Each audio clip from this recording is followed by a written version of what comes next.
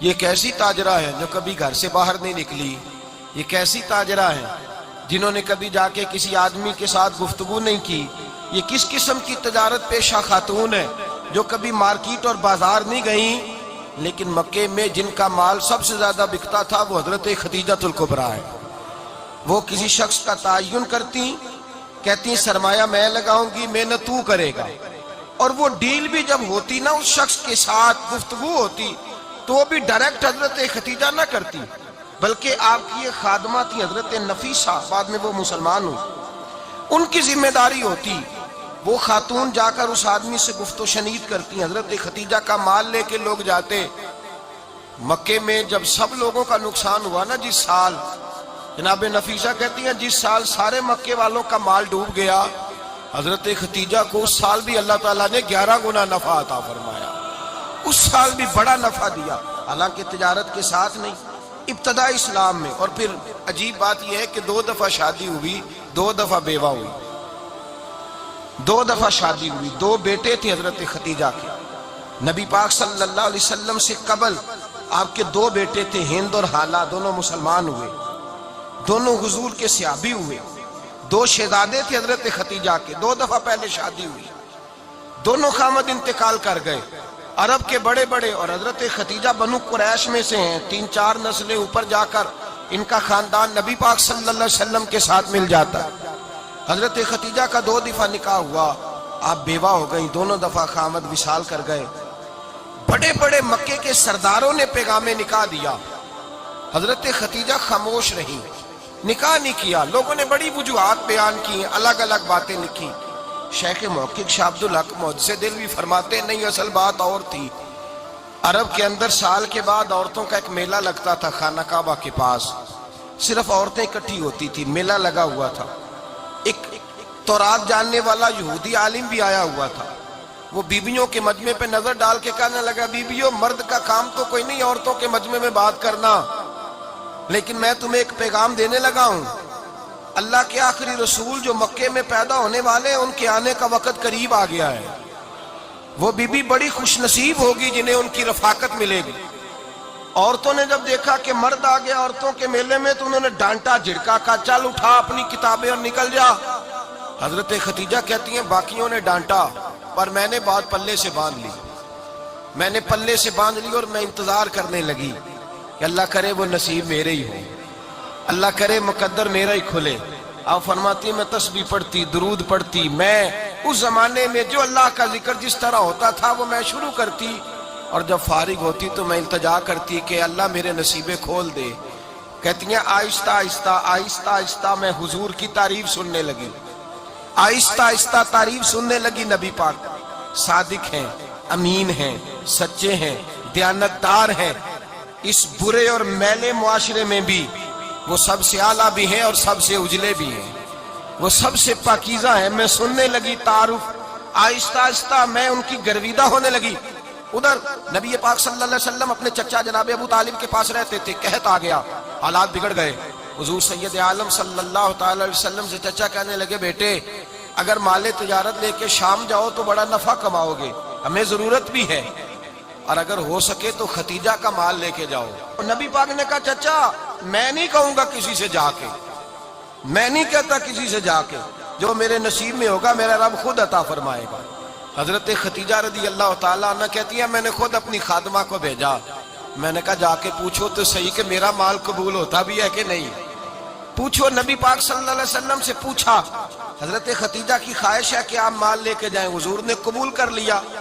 جناب خدیجہ الکبریٰ رضی اللہ تعالیٰ عنہ کے غلام تھے، میسرہ ان کا نام تھا، جناب خدیجہ نے ان کو ساتھ بھیجا، فرمایا 3 باتیں ارشاد فرمائی۔ ایک تو فرمایا ذرا غور کرنا، میرے مصطفیٰ کا مطالعہ کرنا اور مجھے واپس آ کے سبق سنانا، وہ جو تم نے چہرہ بددعا کی تلاوت کی ہو ذرا مجھے واپس آ کے سنانا۔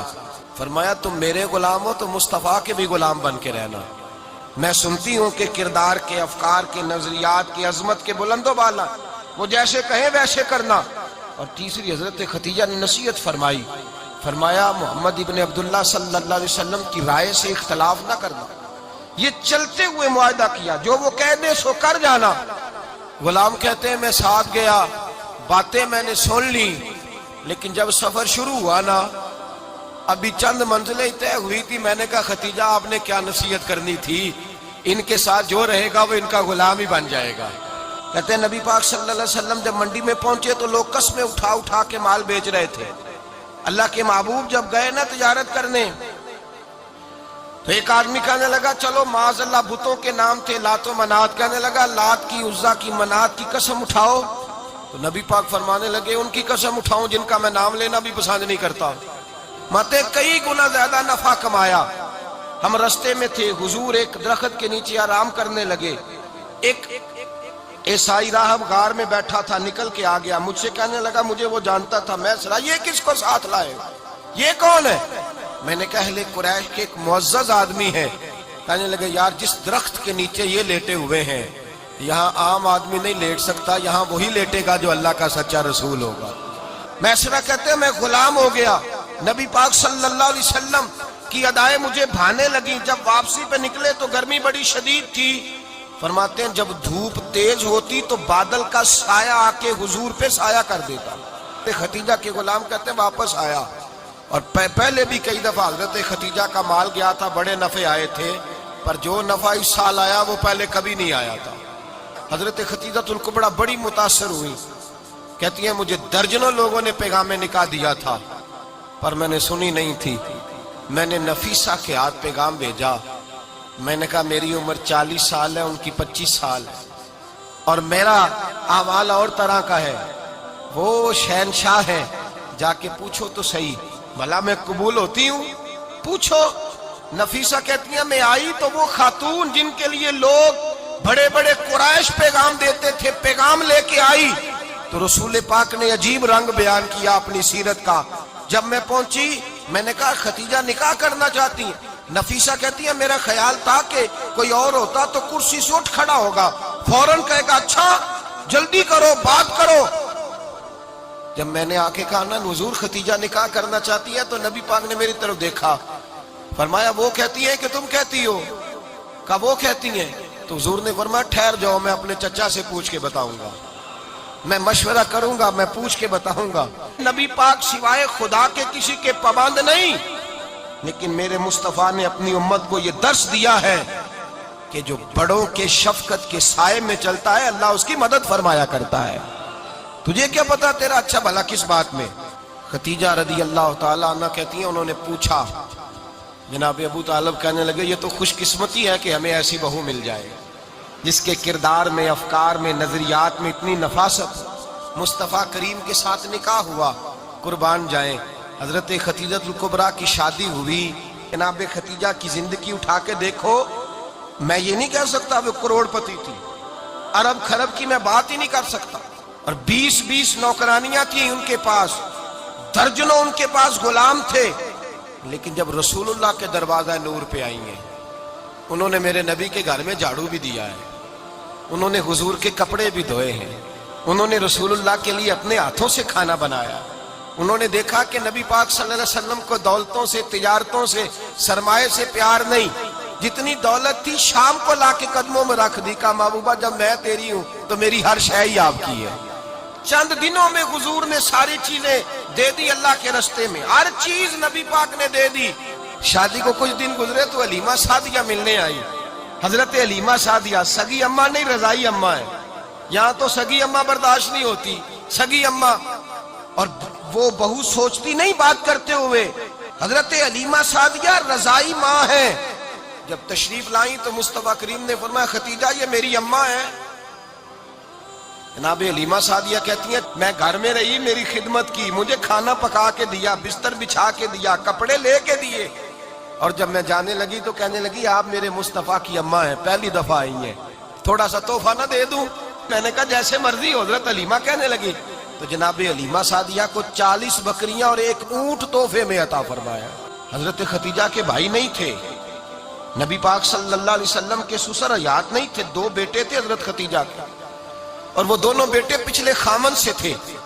ذرا عقل کی کسوٹی پر تولیے گا کہ کسی بی بی کے بیٹے ہوں اور پچھلے خامن سے ہوں، اس آدمی کا رویہ کس طرح کا ہوتا ہے، لیکن میرے رسول پاک کا رویہ اس طرح کا تھا۔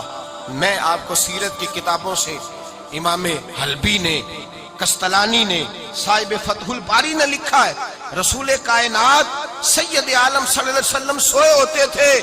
حضرت عائشہ صدیقہ فرماتی ہیں نبی پاک سو جاتے تھے نا دوپہر کو تو کہتی تھی مولا علی سے لے کر ابو بکر صدیق تک کسی کی طاقت نہیں ہوتی تھی حضور کو آ کے بیدار کرے. سوء ادب سمجھا جاتا تھا.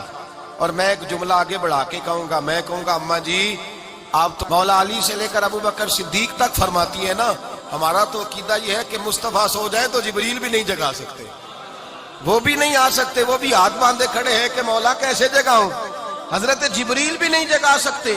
لیکن حضرت عائشہ صدیقہ فرماتی ہیں میں تھی مدینے میں، سید عالم سوئے ہوئے تھے. حضرت ختیجہ کے پچھلے خامند کے بیٹے جناب حالہ آ گئے تو جناب عائشہ صدیقہ فرماتی ہیں حضور سوتے ہوئے بیدار ہو گئے. حضور طامت سمیٹی، فوراً سر کے اوپر کپڑا رکھا. میں نے کہا حضور کہاں جا رہے ہیں؟ ختیجہ کا بیٹا آ گیا. میرے رسول پاک صلی اللہ علیہ وسلم نے بی بی کے رشتوں کا جو تقدس بیان کیا اس کو سمجھیے. فرمایا حالہ آیا ہے، بیدار ہو کے خود تشریف لے گئے. یہ تو حالہ تھے نا، بڑے بیٹے حضرت ختیجہ کے، سب سے ان کا نام ہند تھا. کوئی ان سے پوچھتا کہ بڑے راضی رہتے ہو، ہند بڑے راضی رہتے ہو، تو حضرت ہند کیسے راضی کیسے نہ رہوں، راضی کیسے نہ رہوں. میرے بھائی کا نام علی المرتضیٰ ہے، بہن کا نام فاطمہ الزہرا ہے، ماں کا نام ختیجۃ الکبریٰ ہے اور باپ کا نام محمد مصطفیٰ ہے، میں راضی کیسے نہ رہوں. حضرت ختیجۃ الکبریٰ کے رشتوں کے ساتھ رسول اللہ کا پیار، ان کے رشتے. کنز المال میں حضرت عائشہ صدیقہ کی حدیث ہے. جناب عائشہ فرماتی ہیں دوپہر کو حضور آرام کرتے تو کوئی آیا نہیں کرتا تھا. ایک دن ایک بوڑھی آ گئی دروازے پہ، اس نے چھڑی پکڑی ہوئی ہے. کہتے وہ اندر آئی تو نبی پاک بڑی تیزی کے ساتھ اٹھے. حضور سید عالم نے قریب بٹھایا. دیر تک حضور باتیں کرتے رہے، دیر تک گفتگو ہوتی رہی. فرماتے ہیں حضور نے اسے کوئی اضافی وقت دیا. عام صحابہ اس وقت آتے نہیں تھے، حضور کے آرام کا وقت تھا، اضافی وقت دیا نبی پاک نے. اور فرماتے ہیں جب وہ جانے لگی تو نبی پاک نے تحفے بھی عطا فرمائے. اور پھر ایک غلام سے، حضرت بلال سے یا کسی غلام سے فرمایا کہ ساتھ جاؤ اور گھر چھوڑ کر کے آؤ. نبی پاک صلی اللہ علیہ وسلم نے اعزاز دیا. حضرت عائشہ صدیقہ فرماتی ہیں دیر تک ملاقات بھی، تحفے بھی، انفرادی ملاقات. بعد میں نبی پاک صلی اللہ علیہ وسلم لیٹ گئے. میرے دل کے اندر خیال آیا کہ حضور جائیں گے اور جب رات کو واپس آئیں گے تو پھر میں پوچھوں گی کہ حضور یہ بی بی کون ہے، حضور اب آرام کر رہے ہیں. فرماتی ہیں میرا خیال تھا کہ یہ سوال شام تک میرے ذہن میں رہے گا کہ یہ کون ہے. اور میں نے جیسے ہی نگاہ ڈالی تو حضور تو گہری سوچ میں گم ہے، نبی پاک سوچوں میں گم ہے اور آنکھیں کھلی ہوئی. فرماتی ہے میں قریب جا کے بیٹھی، قدموں پہ ہاتھ رکھا. میں نے کہا محبوبہ یہ بی بی کون تھی؟ اتنی دیر آپ نے ملاقات کی اور وہ چلی گئی ہے تو ابھی خیالات ہیں، تصورات ہیں. فرماتی ہے میں نے پوچھا تو مصطفیٰ کی آنکھوں میں آنسو آ گئے. نبی پاک رو دیے، اٹھ کے بیٹھ گئے. میں نے کہا حضور کیا ہوا؟ میں نے تو آپ کو پریشان کر دیا، میں معذرت چاہتی ہوں. حضور نے فرمایا عائشہ ایسی کوئی بات نہیں، اس بی بی کے بارے میں پوچھتی ہو جسے میں نے زیادہ عزت دی ہے، زیادہ پیار کیا ہے، ذرا زیادہ اس کے ساتھ میں نے توجہ کی ہے. ہاں یا رسول اللہ میں نے انفرادی رنگ دیکھا ہے، روٹین سے بڑھ کر آپ نے محبت فرمائی. تو میرے مصطفیٰ نے فرمایا یہ جو عورت آئی تھی نا، جو میرے پاس بیٹھی رہی ہے، یہ میری زوجہ جناب ختیجہ کی سہیلی ہے. یہ حضرت ختیجہ کی سہیلی ہے، جناب ختیجہ کی سہیلی. فرمایا یہ مکے میں ختیجہ سے ملنے آیا کرتی تھی، ختیجہ اسے وقت دیتی تھی، پاس بٹھاتی تھی، کھانا کھلاتی تھی، دکھ سکھ سنتی تھی. اور تھوڑی غریب ہے، جب یہ جاتی تھی تو ختیجہ تحفے بھی دیتی تھی. فرمایا آج جب یہ آئی ہے تو ختیجہ کی یادیں تازہ ہو گئی. دیر تک میں نے اس سے بات کی ہے، گفتگو کی، جاتے دفعہ تحفہ دیا ہے، اس لیے کہ حسن العہد من الایمان، اچھے طریقے سے وعدہ نبھانا یہ بھی ایمان کا حصہ ہے. حضرت قاسم حضور کے بیٹے تھے، وہ وصال کر گئے. حضرت ختیجہ ابھی دودھ پلاتی تھی کہ شہزادے پردہ کر گئے.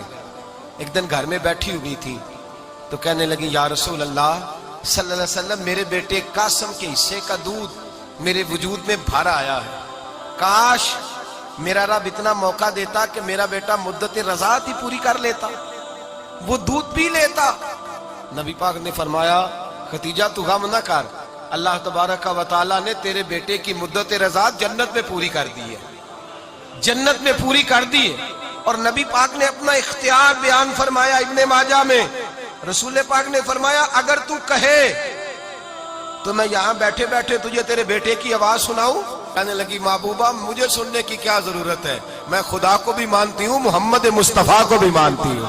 حضرت عائشہ صدیقہ بظاہر تو سوکن تھی نا، لیکن حضرت عائشہ بیان کرتی ہیں، کہتی ہیں نبی پاک سب سے زیادہ حضرت ختیجہ کا ذکر کرتے تھے گھر میں. اکثر ذکر ہو. ختیجہ یوں کرتی تھی، ختیجہ یہ کام اس طرح کرتی تھی، ختیجہ کا یہ رنگ ہوتا تھا، اس کا یہ طریقہ ہوتا تھا، اس کا یہ طرز حیات تھا، وہ ایسے چلتی تھی، وہ ایسے. اکثر حضور بیان کرتے. حضرت عائشہ فرماتی ہیں مجھے رشک ہوتا، رشک، ناز کرتی میں کیا مقدر ہے ختیجہ کے. کہتی ہے ایک دن نا میں نے کہا ذرا بات تو کروں. کہتی ہے نبی پاک گوشت لائے، مجھے کہا عائشہ ذرا گوشت صاف کرو، پکاؤ اور ذرا شوربہ زیادہ کرنا. کہتی ہے میں نے وہ گوشت لیا، صاف کرنے لگی. میں نے کہا حضور شوربہ کیوں زیادہ کرنا ہے، مہمان آنے والے ہیں، کچھ لوگوں کو آنا ہے. تو نبی پاک نے فرمایا نہیں آنا تو کسی نے نہیں، مجھے پتا چلا ہے مدینے میں ختیجہ کی کچھ سہیلیاں آئی ہیں، میرا دل کرتا ہے کچھ سالن بطور تحفہ ان کو بھی بھیج دیں. تو ذرا زیادہ پکانا، ختیجہ کی سہیلیوں کو میں نے سالن بھیجنا ہے، تحفہ دینا ہے. حضرت عائشہ کہتی ہیں ایک جملہ ہلکا سا، بے ضرر سا، بڑا دھیما سا، بچ بچ کے، بڑا اپنے آپ کو محتاط کر کے. میں نے کہا یا رسول اللہ صلی اللہ علیہ وسلم آپ ختیجہ کا ذکر بہت کرتے ہیں. حضور وہ تو عمر میں 15 سال بڑی تھی. یا رسول اللہ صلی اللہ علیہ وسلم اللہ نے آپ کو جوان اور خوبصورت بیویاں دی، آپ ختیجہ کا ذکر کرتے ہیں. فرماتی ہیں یہ بات کہہ کے میں خاموش ہو گئی. میرا خیال تھا جواب آئے گا، دیر ہو گئی، حضور جواب نہیں دیتے. کہتے ہیں میں نے یوں نظر اٹھا کے دیکھا تو چہرہ مبارک سرخ ہو گیا. اور رسول پاک نے فرمایا عائشہ آج بات کی ہے، آج کے بعد یہ بات نہ کرنا. میں نے کہا حضور کیا ہوا؟ فرماتے ہیں پہلے جلال تھا، پھر اچانک وہ جلال آنسو میں بدلا. اور حضور نے رو کے فرمایا عائشہ تم ساری بیویاں سکھوں کے وقت آئی ہو، ختیجہ تو میرے دکھوں کی ساتھی ہے، وہ تو میری آزمائشوں تکلیفوں کی ساتھی، اس نے تو میرے ساتھ وقت کٹھن بتایا. جب لوگ مجھے پتھر مارتے، میرے رستے میں کانٹے بچھاتے، میں پریشان ہو کے لوٹتا. اس کے ایک ہاتھ میں دودھ کا پیالہ ہوتا، ایک ہاتھ میں کھجوریں ہوتی، دودھ پلا کے، کھجور کھلا کے، بستر بچھا کے، روٹی دے کے کہتی محبوبہ غم نہ کرنا، اللہ بڑی عزتیں عطا فرمائے گا، اللہ بڑی شانیں عطا فرمائے گا. میرے رسول کریم سید عالم صلی اللہ تعالی علیہ وآلہ وسلم. اور پھر امام ابن حجر نے لکھا ہے، آپ فرماتے ہیں بعض لوگوں پہ حضور نے کبھی جلال بھی فرمایا ہے، کبھی جلال بھی فرمایا. اور حضور کا جلال بھی بڑی رحمت والا ہے. نبی پاک نے فرمایا اللہ اگر میں اپنے کسی امتی کو جھڑک دوں تو اسے اتنا ثواب دینا جتنا تو فرض نماز کا ثواب عطا کرتا ہے. حضور کا تو جلال بھی کرم والا ہے، کرم والا جلال ہے رسول پاک کا. اکثر بعض لوگوں پر حضور ناراض بھی ہوتے، لیکن امام ابن حجر فتح الباری میں فرماتے ہیں کہ صحابہ اور اہل بیت میں سے حضرت ختیجہ الکبریٰ کی وہ ہستی ہے جس پر کبھی نبی پاک ناراض نہیں ہوا.